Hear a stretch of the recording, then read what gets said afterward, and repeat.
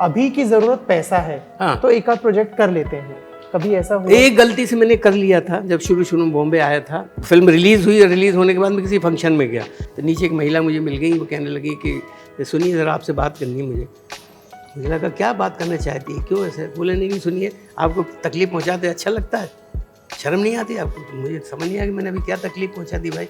तो उन्होंने कहा कि आप भूखे भी मर जाएं लेकिन इस तरह की फिल्म मत करिए, मुझे बड़ी तकलीफ। और उनकी आंखों से आंसू निकल आए। हेलो, हाय, आदाब, नमस्कार, सत श्री अकाल। You guys are watching Hindustan और मेरा नाम है अविनाश पाल। आज मेरे साथ मौजूद है सिनेमाई दुनिया के मुंगेरी लाल, जो जब भी स्क्रीन पर आते हैं छा जाते हैं। पीपली लाइफ से पंचायत तक हर कोई उन्हें देखने के लिए रहता है Adhir. One and only Raghubir sir, स्वागत है आपका। नमस्कार जी, थैंक यू। कैसे हैं आप? एकदम बिल्कुल बढ़िया हूँ। बढ़िया। तो सर, -31 का ट्रेलर अभी रिलीज हुआ है जी। क्या कुछ है फिल्म और क्या है आपका किरदार, कुछ बताएंगे? फिल्म की कहानी तो मैं रिवील नहीं कर सकता। हाँ, रिवील नहीं कर सकता। मेरा जो इसमें किरदार है वो है फादर, और इसकी बेटी जो है वो पुलिस में है और फादर अभी रिटायर हो चुके हैं। और इसने अपनी ज़िंदगी पुलिस में जिस तरह से निकाली, गुजारी, वो नहीं चाहता कि उसकी बेटी भी उसी तरह के वसूलों पे उस तरह से ना चले। वो अपना वक्त देख के, ज़माना देख के और बेहतर तरीके से अपनी निकाले, मेरी ना कि मेरी तरह। और दोनों की कशमकश इसी में है। बस ये बाप बेटी की वो है कशमकश जो मेरे किरदार और मेरी बेटी के किरदार में है। और इसी में क्योंकि वाइफ नहीं है घर में और बेटी की मदर नहीं है, तो उसकी वजह से सारी जिम्मेदारी वो बतौर पिता और हाँ जी, क्योंकि मैं माँ की भी जिम्मेदारी निभा रहा हूँ, फादर की भी निभा रहा हूँ। वो माँ की भी निभा रही है, बेटी की भी निभा रही है, दोनों तरह। तो ये जो है वो बड़ी खूबसूरती से दोनों कैरेक्टर लिखे गए हैं। और बाकी आप फिल्म देखिएगा तो आपको शायद ज़्यादा समझ में आ जाएगा। और फिल्म जिस शिद्दत के साथ और जिस खूबी के साथ बनाई गई है, तो मेरे ख्याल से बेहतर फिल्म बन के आई है। और लगा, ये पोस्टर से ही मुझे पता लग रहा है कि जिस तरह से इस पर काम हुआ है और सारे लोगों ने जिस तरह से मिलकर काम किया है, हमें कहीं नहीं लगा कि हमने ये कोई फिल्म में काम कर रहा है। ऐसा लगा एक परिवार है जो जी रहा है अपनी अपनी ज़िंदगियाँ। तो बस यही है। बिल्कुल, सोशल मीडिया पे तो अच्छा रिस्पांस मिल रहा है जी फिल्म को। जी। मैं अगर पूछूं, जैसे आपने बताया कि आपका जो किरदार है वो भी पुलिस में रहा है और जो आपकी बेटी का जो कैरेक्टर है वो पुलिस में है फिलहाल जी, तो ये कहीं ना कहीं आज के वक्त की ही तरह की एक जो पिता है वो ये चाह रहा है कि आप मेरे हिसाब से चलो, या फिर ये उसका उल्टा है कि पिता ये चाह रहे कि नहीं बेटा, जैसा तुम्हें अच्छा लगता है तुम वैसा करो? नहीं, वैसा नहीं। जैसा वो चाहता है कि उससे जो गलतियां हुई हैं वो नहीं चाहता कि वो भी करे, उसी तरह के वसूलों पे, हाँ, उस तरह के वसूलों पे वो चले कि ये बड़ा वसूल वाला बच्चा है। तो वो ये जो शख्स, तो वो चाहता है कि बहुत ज़्यादा वसूल वाले मत बनो, क्योंकि ये जो है ज़माना, ये बहुत वसूलों में चलने वाला नहीं। यस, तो वो दोनों तरह से और वसूलों पे चलना भी सिखाता है, लेकिन उस तरह के वसूल नहीं ताकि आपको नुकसान हो। तो ये ज़माना देख के वो चलना सिखाता है कि ऐसे। लेकिन बेटी, क्योंकि बाप का खून तो है उसमें, तो वो तो बिल्कुल वसूलों में चलना चाहेगी। तो ये जो दोनों के अंदर कशमकश है, जी, ये तो बड़ी खूबी से। और बेटी कभी कभी खूंखार भी हो जाती है, और खूंखार इसलिए कि वो बिल्कुल उसमें माँ का जो वो आ जाता है ना, वो वाला, जिस रौद्र रूप वो आ जाता है कि मेरी क्यों नहीं सुन रहे हैं, हर बात तो मेरी सुन रहे, बचपन से मुझे जिस तरह से पाला है, बड़ा किया है, हर बात मानते रहते, लेकिन अब क्यों, जब मेरा काम करने का मुझे जब रास्ता मिला है तो आप उसमें क्यों दखल दे रहे हो? तो ये तो बहुत बड़ी खूबसूरती से लिखा गया है। अब देखिए, पता नहीं कैसे कर पाए हैं हम तो कोशिश की है कि बेहतर तरीके से किया जाए। अब फिल्म देखने के बाद ही पता लगेगा। बिल्कुल सर, हम तो सब एक्साइटेड हैं फिल्म के लिए। मैं अगर आपके किरदारों की बात करूं तो बीते कुछ वक्त में आपके जितने भी कैरेक्टर्स आए हैं, चाहे वो फिल्म या सीरीज में छोटा रहा हो या वो बड़ा रहा हो, एक अलग इम्पैक्ट छोड़ के जाता है हमेशा। आपके किरदारों की चर्चा होती है। तो अब जो आपके किरदार चुनने का पैमाना है वो क्या हो गया कि कोई भी किरदार को हाँ या ना कहते हो, आपके दिलो दिमाग में, जहन में क्या चलता है? नहीं, मेरा पैमाना पहले भी वही था जैसे पहले चुना करता था कि अगर किरदार में कुछ करने को हो तभी मैं, या उससे पहले कभी कर लिया हो तो मैं साफ कह दे तो प्रभु ये हमने कर लिया है, अभी इस पर मुझे मत वो करो। और दूसरी बात ये है कि किरदार चाहे छोटा हो चाहे बड़ा हो, मैंने कभी छोटे बड़े की वो नहीं किया, तुलना नहीं की कि ये छोटा है तो छोटा होगा, बड़ा। किरदार किरदार होता है, अगर आप उसको ईमानदारी से, वो छोटा ही बड़ा हो जाता है। बिल्कुल। और अगर आप बड़े को आपने ईमानदारी से नहीं तो बड़ा ही छोटा हो जाता है। तो ये मेरे जहन में कभी नहीं आया, चाहे मैंने छोटा किया हो चाहे बड़ा किया हो। बड़े को भी उतनी शिद्दत से करता हूँ जितना छोटा करता हूँ, छोटे को भी उतनी शिद्दत से करता हूँ जितना बड़ा। आई थिंक यही वजह है कि हर कैरेक्टर आपका बहुत इम्पैक्टफुल रहता है। 1985 में मेसी साहब से 2023 में माइनस तक जी लंबा अंतराल रहा है आपके सिनेमाई करियर का। इस बीच में ऐसी कुछ चीजें आपको लगा है, क्योंकि आपने सिनेमा को बदलते देखा है जी, तो आपको ये लगता है कि अविनाश वक्त के साथ ये चीजें तो बेहतर हुई हैं लेकिन ये चीजें पहले के वक्त में अच्छी होती थी? जी, अभी मुझे ऐसा लगा है कि एक ये जो कॉमर्शियल लफ्ज़ घुस गया है, ये जो बिजनेस है वो जो आ गया है, उससे थोड़ा हमारे कल्चर में वो आया है। क्योंकि अगर आप देख लें, हिंदुस्तान का कल्चर इतना रिच है कि अब हज़ारों लाखों सालों तक अगर इस पर काम करते रहें तो ऐसा काम हो कि कहीं और होना बड़ा मुश्किल है। हाँ, तो फिर लोगों ने जो इसको धंधा बना लिया, तो धंधे में फिर ज़्यादा नीयत ख़राब होती ही है। तो फिर कोई ऐसी या तो रीमेक बना देंगे कि जो एक वो चल गई फिल्म तो हम भी बनाओ, चाहे फ्लॉप हो जाए वो। तो ये जो दौर चल पड़ा, इससे पहले आप ब्लैक एंड वाइट जब फिल्म हुआ करती, 2 बीघा ज़मीन उठा के देख लीजिए, या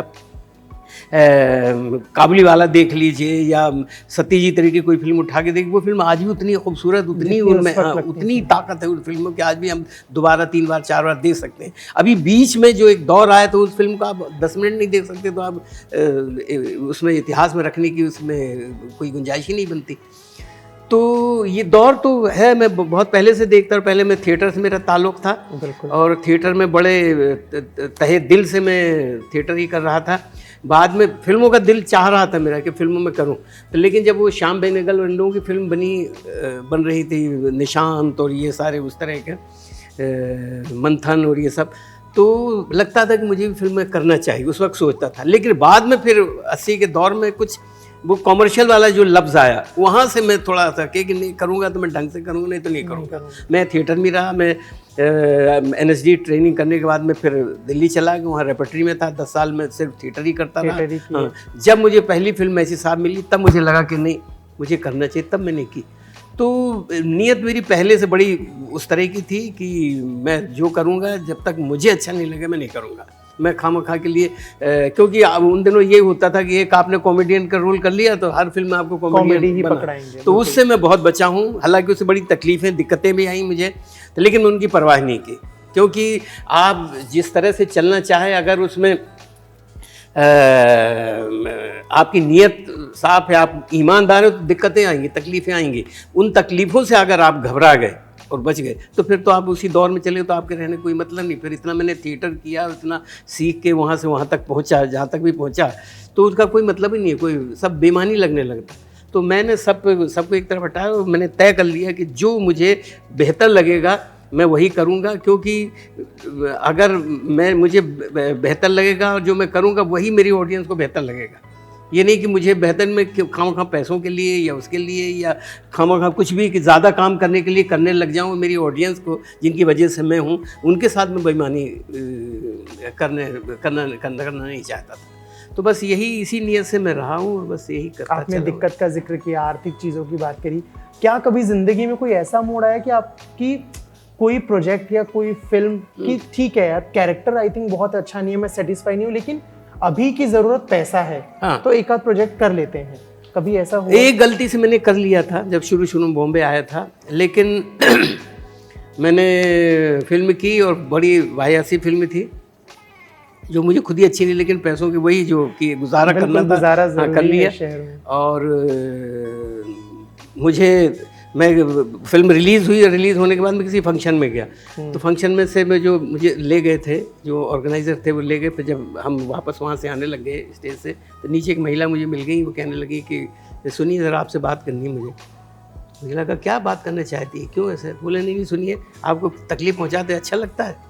शर्म नहीं आती आपको? तो मुझे समझ नहीं आया कि मैंने अभी क्या तकलीफ पहुंचा दी भाई। तो वो जो मेरे साथ थे मुझे पकड़ खींचने लगे कि मत जाओ। मैंने कहा नहीं मैं पूछ तो लूँ, मैं हाँ बात तो कर लूँ, मैंने बताइए। तो वो कहने लगे आपने वो फिल्म क्यों की? तो मैंने कहा कि कौन सी? तो वो नाम बताया उन्होंने। तो ये फिल्म क्या ज़रूरत थी? कहा मैंने कहा देखिए मैं अभी नया अभी मुंबई हूँ, मुझे पता भी नहीं, और घर भी चलाना पड़ता है गुजारे के लिए कल। तो उन्होंने कहा कि आप भूखे भी मर जाएं लेकिन इस तरह की फिल्म मत करिए, मुझे बड़ी तकलीफ है। और उनकी आंखों से आंसू निकल आए। मैंने उनको कहा कि थैंक यू सो मच आपने, और आज के बाद मैं कोई ऐसी नहीं करूँगी जो। तो फिर वो उसके बाद मैंने तय कर लिया कि बिल्कुल दिक्कतें होंगी झेल लूँगा, लेकिन किसी मेरा क्या हक है किसी को तकलीफ पहुँचाने का। तो इस तरह से क्या है कि आप जिस तरह का काम करना चाहते हैं, जिस तरह का रास्ता अख्तियार करना चाहते हैं, वो आपको मिल जाता है। हम भटकते बड़े जल्दी हैं, बहुत हाँ, किसी न किसी। तो अगर आप भटकाव से बच गए तो फिर आप जैसा करना चाहोगे वैसे आपको मिलेगा, वैसे आप मजबूर हो गए, वैसे लोगों को करवाना ही पड़ेगा। वैसा ना मिले तब भी खुश हूँ, मैं घर में जाकर खेती कर लूँगा, लेकिन किसी के आंखों में वो नहीं देख सकते कि आपने ये क्यों किया, आप तो इससे बेहतर कर सकते हैं, ये क्यों किया। तो ये सब मुझसे कभी बर्दाश्त नहीं हुआ, और उसी वजह से मैं जो भी किया, मैंने जितना भी कर पाया उससे मैं खुश हूँ। मुझे कोई गिला शिकवा नहीं है कि हाय मुझे ये भी मिलना, हाय मुझे ये भी मिलना चाहिए था। मुझे बहुत थोड़ा काम चाहिए, लेकिन वो काम चाहिए जो मुझे बेहतर लगे, जो मैं चाहता हूँ। खैर इस बात से तो हम सभी एग्री करेंगे कि आपने जितना किया है बहुत उम्दा काम किया है, हर बार दिल जीतने वाला काम किया है। एक्टिंग के अलावा भी आप बहुत सारी चीज़ों में इन्वॉल्व रहते हैं, जैसे मेरी जानकारी में करीब आप 2500 से ज़्यादा परफॉर्मेंसेस थिएटर वाली दे चुके हैं। हाँ, वो थिएटर में बहुत कर चुका हूं। जी, उसके अलावा आप म्यूजिक में एक्टिव रहते हैं, एक्टिंग है आपका। इन सारी चीज़ों में आप एज अ पर्सन सबसे ज़्यादा इंजॉय क्या करते हैं कि अविनाश मेरे को ये काम में बड़ा मजा आता है? मैं म्यूजिक के जरिए सारी चीज़ें इंजॉय कर लेता हूँ, अपनी ज़िंदगी भी इंजॉय कर लेता हूँ। मैं म्यूज़िक की एक्टिंग भी म्यूज़िक के ज़रिए एंजॉय करता हूँ, लोगों से मिलना जुलना म्यूज़िक के ज़रिए ही एंजॉय कर पाता हूँ। अगर म्यूज़िक मुझसे निकाल लिया जाए तो मैं कुछ भी एंजॉय नहीं करूँ, फिर मरने जैसी हालत हो जाती। मैं बचपन से म्यूज़िक सीखने ही घर से निकला था, और उसी ने मुझे रास्ता दिखाया। और म्यूज़िक के ज़रिए आप ईश्वर के पास पहुँच जाते, फिर तो ये कैरेक्टर और ये उनके तो बड़ा आसान सा लगता है। बिल्कुल बिल्कुल बिल्कुल। तो म्यूज़िक मेरी कमज़ोरी कहिए या ताकत कहिए, बस दोनों चीज़ें हैं। तो उससे मैं बहुत बचा हूँ, उसने मुझे बहुत बचा के रखा है। और तकलीफ़ों से मुझे मज़ा म्यूज़िक नहीं दिलवाया। कि क्या है, म्यूज़िक जो है आपके सेंसेस खोलता है। बिल्कुल हाँ, तो आपको समझ, जो आत्माओं को, रूहों को समझने की जो कुव्वत है आपको म्यूज़िक से ही आती, मुझे ऐसा लगता है। बाकी मुझे और किसी का नहीं मालूम, लेकिन मुझे ऐसा लगता है कि जिंदगियों को समझने में म्यूज़िक का बड़ा हाथ है। अगर आप थोड़ा सा करिए तो सब कुछ मिल जाता है उसमें, सारे पहलू, सब यस सब कुछ मिल जाएगा। अवार्ड्स से करियर में कितना फ़र्क पड़ता है? अवार्ड तो जिम्मेदारी होती है। मुझे हमेशा लगा जब अवार्ड मिला तो मुझे ये लगा कि कंधों पे जिम्मेदारी रख दी, अब उसको संभालना है। इसकी ये नहीं कि अवार्ड का मतलब ये है कि आपको सब कुछ आ गया, खुदा बन गए, ये मैंने कभी नहीं माना। अवार्ड से हमेशा ये लगा कि अब आपको जिम्मेदारी दी गई है, अब आपको बताया गया है कि आपने ये किया तो आप इस तरह का ही काम करिए। और अवार्ड लेके अगर मैं खुश हो जाऊं और बस, तो मुझे हमेशा ऐसा लगा कि वज़न रख दिया गया है जिम्मेदारियों का, तो बस वही निभाने की कोशिश करता रहता हूँ। सर, जहन में कभी कोई बायोपिक करने का ख्याल आता है कि अगर मौका मिले तो मैं इस शख्स की बायोपिक करना चाहूँगा? मुझे वैन गॉग से मैं काफ़ी प्रभावित हूँ। तो उनका मुझे, क्योंकि उनको मैंने बहुत पहले पढ़ा था। तो और अगर आपकी बायोपिक बने, हाँ, तो आपको क्या लगता है आपका कैरेक्टर कौन सबसे अच्छा प्ले कर सकता है? ये मुझे नहीं मालूम, मैंने तो अभी वो लिखना शुरू किया है, तभी तो लिखा जाएगा जी। और अच्छा, आपने कहना बड़ा अपने बारे में भी लिखना? हाँ, अपने बारे में नहीं, जो जिंदगी है, जिंदगी का मैंने शुरू किया है काफ़ी। तो लेकिन अभी बचपना ही ख़त्म नहीं हो रहा है मेरा, तो मैं अभी आगे बहुत टाइम। फिर भी जहन में कोई होगा ना कि आपने, क्योंकि आपकी जर्नी आपसे बेहतर कोई नहीं जानता है, तो ज़रूरी थोड़ी कि बन जाए। किताब पढ़ने बस वही है जो लिखा है, वही पढ़ने बहुत ज़्यादा। मैं नहीं चाहता कि कोई करे या ना करे, उसका वो तो बात की बात है। मेरे बाद जिसको करना वो करेगा। ठीक है। कुछ वक्त पहले रिलीज़ हुई थी पंचायत जी, और मुझे लगता है उसने आपको जो नई जो जनरेशन है उससे जोड़ने का काम किया है। पंचायत के बाद क्या बदला? क्या बदला जी, जो मैं चाहता वो बदला, क्योंकि पंचायत से जिस तरह का काम मैं करना चाहता तो वही हुआ। क्योंकि पंचायत अगर आप देखें तो उसमें इतनी सहजता, इतनी सरलता है कि सरलता सहजता बड़ा मुश्किल काम होता है। वो रास्ता मिल गया, और जो मैं बहुत पहले से ही चाहता था कि काम में वही सरल। और उससे क्या हुआ है कि बहुत सारे एक्टर्स, बहुत सारे राइटर्स जो हमारे हिंदुस्तान में हैं, लिखा गया है और पढ़ा गया है, तो उनको जो सामने आए हैं उससे मुझे बड़ी खुशी होती है। और मैं चाहता यही था कि बहुत सारे लोग हैं भैया जो बहुत बेहतर लोग हैं, तो वो सामने आए और हमारे यहाँ के जो कल्चर, हमारे जो फिल्म्स कहिए या जो है, इसको थोड़ा सा नया रंग दें जो हम भूलते चले जा रहे थे। तो वो शुरू हुआ है इससे पंचायत और इस तरह के जो।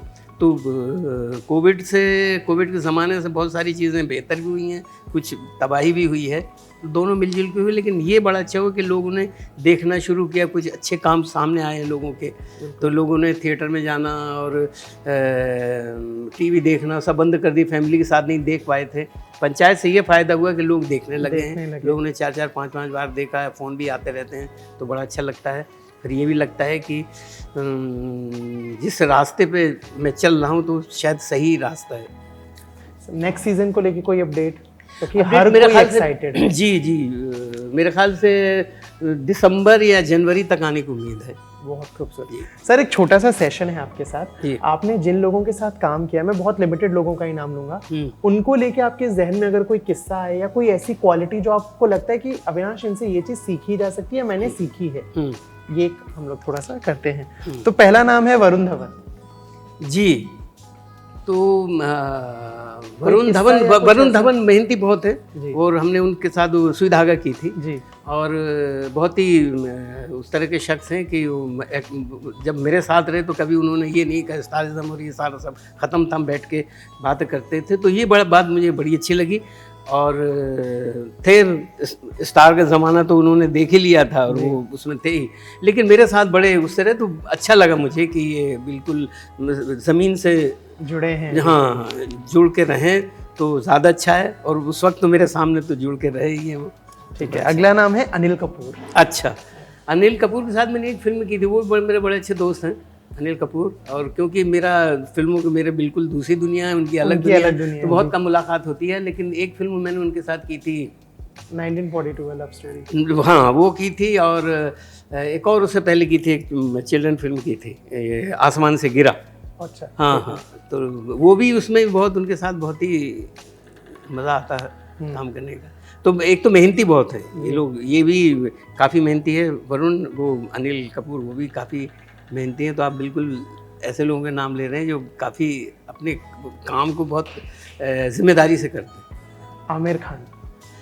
आमिर खान वो एक ऐसा शख्स है जो ऐसे घुल मिल जाता है, वो पूरे यूनिट को जो परिवार की तरह लेके चलता है, वो उसमें बड़ी वो ख़ास बात है। तो बहुत कुछ सीखने मिला उनसे, सीखने ये मिला कि इतने बड़े, ख़ासतौर पे लगान के वक्त इतना कुछ 1000-2000 लोगों का पूरा यूनिट लेके चल रहा है, और सिर्फ एक शख्स जो सब लोगों को संभाल रहा था। तो ये उसका ईमान है, ये उसकी खूबसूरती है उस शख्स की, जिस तरह से वो लेके सब लोगों को चला, कहीं किसी को, और सबकी फ़िक्र कर रहा इतने लोगों की। तो ये फ़िक्र करके चलने वाली जो मैंने उसी शख्स में देखी, जो सबके ऊपर नज़र है उसकी, कि कौन तकलीफ़ में है, कौन परेशानी में, किसको अच्छा लग रहा है, किसको नहीं लग रहा, अच्छा लग रहा तो क्यों लग रहा है, बुरा लग रहा तो क्यों लग रहा है, और सब लोगों से घुल, और सब साथ में। ये नहीं कि स्टार है तो कहीं ऐसी जगह रह रहा, 5 स्टार में कुछ नहीं, हम सब साथ में एक ही बिल्डिंग में रहते थे, वहीं ताश खेलते रहते जितनी छुट्टी होती थी। और हमारे साथ वो लाइन में भी लगता था कि खाने वगैरह की लाइन में लगता था, बिल्कुल कभी ऐसा नहीं दिखाया कि टेबल कुर्सी लगा के अलग से बैठ गया। तो ये बात बड़ी उसमें अच्छी लगी कि वो मिल के काम करने की उसकी जो आदत कहिए या जो उसमें खूबी है, वो बहुत सिखाने वाली है और सीखने वाली है। नीना गुप्ता, ये मीन से हमारा NSG से ताल्लुक़ है, वो जूनियर हैं मेरे काफ़ी, और वो भी बहुत मेहनती हैं, और उनके साथ भी काम करके लगता है कि हम कैरेक्टर नहीं कर रहे हैं, बिल्कुल बस वो उसमें डूबे हुए हैं और बड़ा अच्छा लगता है उनके साथ काम करके। और मेहनती वो भी हैं, और ऐसा नहीं कि सीधे सेट पे पहुंच जाए, रिहर्स करके बाकायदा और क्या इसमें और बेहतर हो सकता है तो उस पर काम करती हैं, तो अच्छा लगता है। इरफान खान साहब, इरफान खान के साथ मैंने पहली फिल्म की थी ये सलाम बॉम्बे। तो इरफान खान मेरे मुलाकात वो थे निजी से, लेकिन वहीं फिर हमने बच्चों के साथ वर्कशॉप की थी। वो 130 बच्चे हमने सड़कों से पकड़े थे। तो ये कब की बात है? ये है 89 की बात है, 88 या 89 की बात, सॉरी 88 की बात है। तो हम यहीं बॉम्बे में थे, हम पहले आए थे बॉम्बे, तो हमें वहीं ये जसलू हॉस्पिटल उसके पीछे हम लोग कहीं रहा करते थे, और वहीं से हम बच्चों को सिखाने के लिए आया करते थे। तो वो भी बहुत मेहनती है, बहुत। हाँ, वो उसको जो रोल दिया गया था, फिर बाद में उससे हटा के दूसरा रोल दिया गया, तो बहुत परेशान था। तो हम लोग रात को खूब हंसते रहे। फिर हमने कहा ज़िंदगी में जो भी होता है वो बेहतरी के लिए होता है, तो उनको ये बात बड़ी अच्छी लगी थी। और उसके बाद ये सलाम बॉम्बे का किस्सा है कि ये सलाम जी। हाँ, फिर बाद में उनको चेंज किया, फिर उनको छोटा सा किरदार। और 6 हफ्ते तक हम लोगों ने वर्कशॉप की थी। तो वही, तो बहुत मेहनती है वो भी, काफ़ी मेहनती है। ठीक है, आखिरी नाम है शाहरुख खान जी। शाहरुख, हाँ बताइए। नहीं, उन्होंने अपने एक इंटरव्यू में बोला था कि जब उनके पापा वहाँ कैंटीन चलाते थे एनएसडी के टाइम पे, तो आप लोगों को रिहर्स करते हुए देखते थे। हाँ। तो आपके पास उनसे जुड़ी कोई याद है? याद, उन्होंने पहला प्ले मेरे साथ ही किया था, बगदाद का गुलाम, जो बैरी जॉन ने डायरेक्ट किया था। उस वक्त मनोज बाजपेयी भी वहीं थे। तो मनोज बाजपेयी का इसमें एनएसडी में 3 साल से उनको रिजेक्ट किया जा रहा था। तो वो वहाँ घास पे बैठे थे, और मैंने रेपर्टरी छोड़ी थी, और मैंने ही एडप्ट किया था वो प्ले, एडेप्टेशन मैंने किया था। तो वो उसमें फिर शाहरुख, और ये शाहरुख को मैं जानता था बहुत पहले से, क्योंकि उनकी कैंटीन, उनके चाचा की कैंटीन थी जी। तो वो उनसे मेरी बड़ी दोस्ती थी, क्यों, उनको उर्दू बड़ी कमाल की थी उनके चाचा की। हाँ। और तो मैं उनको खूब गज़लें सुनाया करता था, उनसे भी सीखता रहता, तो बड़े मज़ेदार सी दोस्ती थी।